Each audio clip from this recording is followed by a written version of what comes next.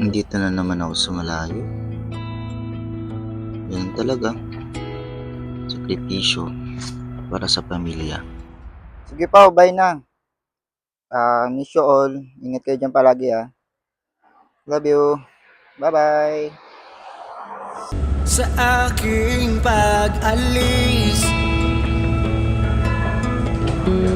may babaon na yakap at halik. Sa aking paglalakbay, ilang taon man ako ay maghihintay. Walang sino man ang makakahadlang,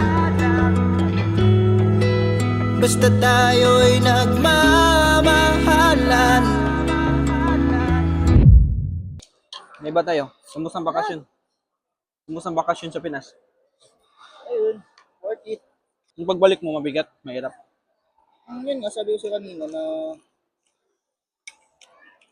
mas iniisip ko na lang yung memories namin na nandun pa ako kaysa isipin ko yung malayo. Para naman sa amin. Pero andun, hindi pa nagsisingin na nandito ako sa Europe. Kumbaga parang ano tayo hindi naman sa walang choice. Mas pinili lang natin magsakripisyo para sa pwedeng magandang mangyari sa pamilya natin. Wala na, asawa, anak.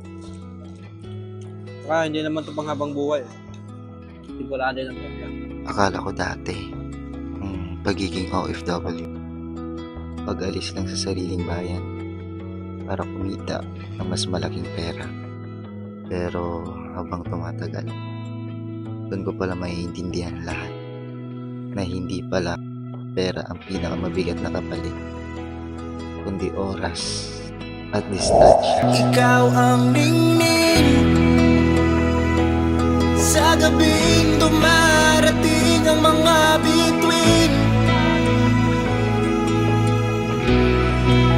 Ikaw ang hangin na umaplos yumayakap sa akin.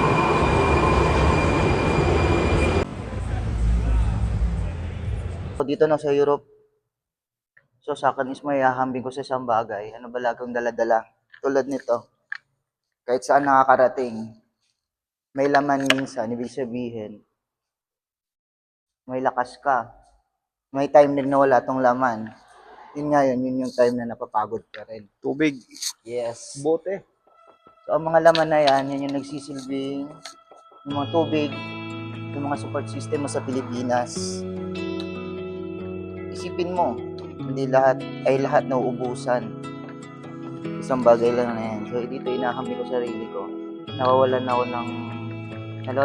rin ako ng lakas. So ang kailangan, magkuha ka ulit ng tubig para i-refill mo lang. Hindi pwedeng maubusan ka lagi. Ganito, wala nang kwento, dala-dala na lang yan. Ganun na yung buhay. Lahat ng bagay, may kapalit. Ito yung you must pay the price.